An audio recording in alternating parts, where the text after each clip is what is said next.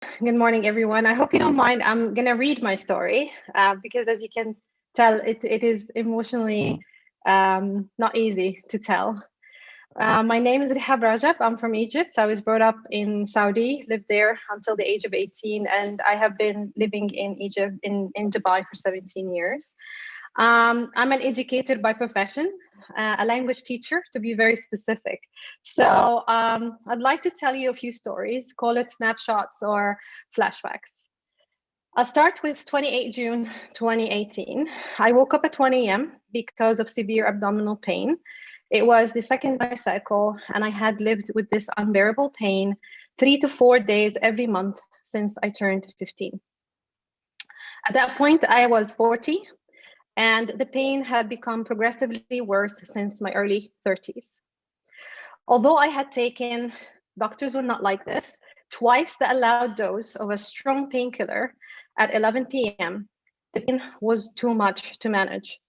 I was in my bed and I started shivering. I felt that my stomach started to get upset, something that happened often when the pain got worse, to the extent of feeling sharp needles squeezing my internal organs in the pelvic area. I tried to move out of bed, but then I passed out. Another thing that happened quite often, which I rarely spoke about. When I became conscious, it was 2:30 a.m. I dialed the 911 equivalent number in my country.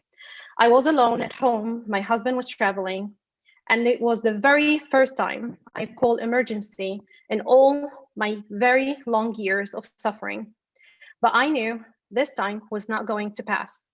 The shut up and move on strategy I had developed over the years was not going to work. You see, I had been to the ER with my severe pain symptoms many times before, almost always dismissed by medical practitioners and treated as almost a painkiller junkie, or at least another woman with low threshold for pain. So as you can imagine, I would do my best to avoid the embarrassment. When I arrived at the hospital, I was checked in for 2 days until my pain got under control. At that point, I realized I could not keep on fighting this anymore. All the fatigue, brain fog, migraines, insomnia, and debilitating pain had to stop, or I will lose my mind. I was not in a good place mentally or physically or psychologically.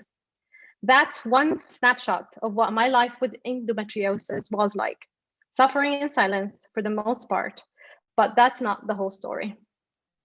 August 2011, at the age of 34, I was diagnosed with endometriosis level 4 and frozen pelvis. That was a result of a diagnostic laparoscopy. It was 17 years too late. All the doctors I'd seen up to that point suggested all sorts of possible reasons for my pain, and none in the 17 years even mentioned the word endometriosis. My infertility was labeled unexplained.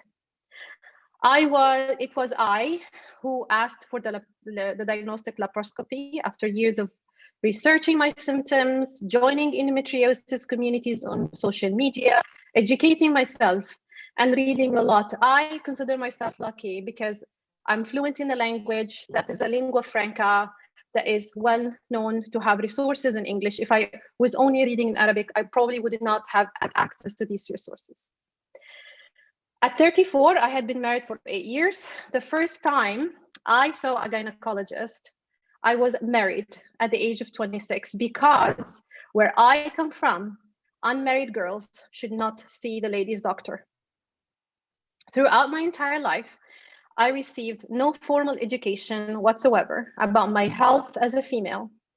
I believed what my mom told me, what my sister told me, what my community told me, and what my school nurse told me. My cycle pain was normal. When the diagnosis was confirmed, it was not a sad moment for me. It was a relief. I was not alone. I wanted to go back to my mom and tell her that it's not normal. The pain she told me to bear was not normal. All the doctors I explained my symptoms to and was dismissed. All the years of suffering, all the nights my husband had to wake up in warm heating pads for his dysfunctioning wife. could have been avoided. Everything I read in line made sense. So even after the diagnosis, when I went to some of the best IVF clinics in the region, no one told me not to take the hormonal stimulations that would make my estrogen-dependent disease worse. Everyone said, just keep trying. I had one IVF attempt after the other.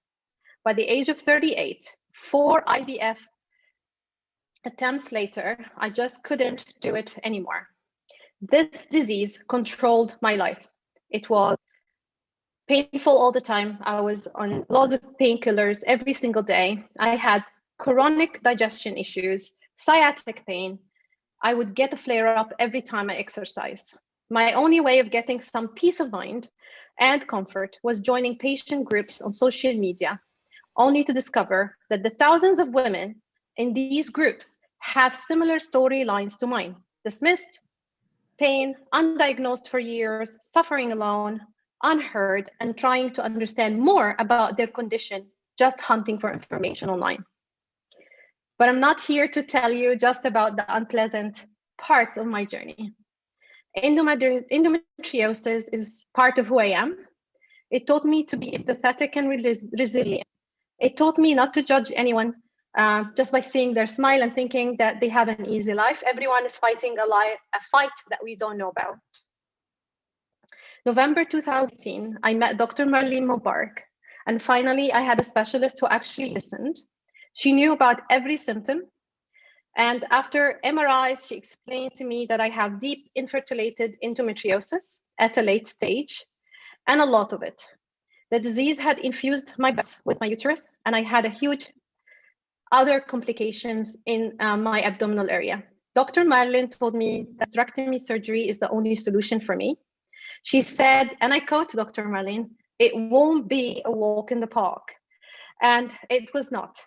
But when I look at my life now, 18 months after the total hysterectomy and the bowel section where 9 centimeters of my bowels were removed, I'm so glad to have my life back. I'm not saying that lightly. I'm thankful for being able to take a long walk without pain. I'm thankful for not having ongoing fatigue and brain fogness. I'm thankful for having my mental health back, but I'm mostly thankful for being heard.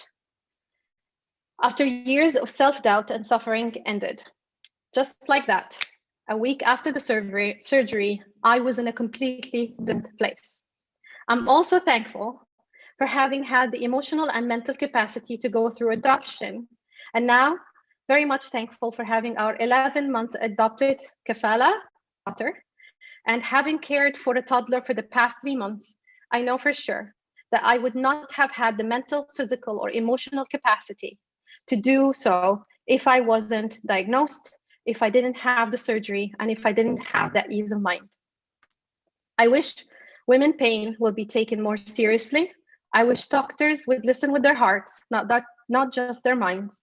And as a Middle Eastern woman, I wish our society and educational systems become more open to tackle the topic of period pain in a better way, because that would have saved me and would have saved thousands, if not millions, of women in this part of the world. Thank you for listening.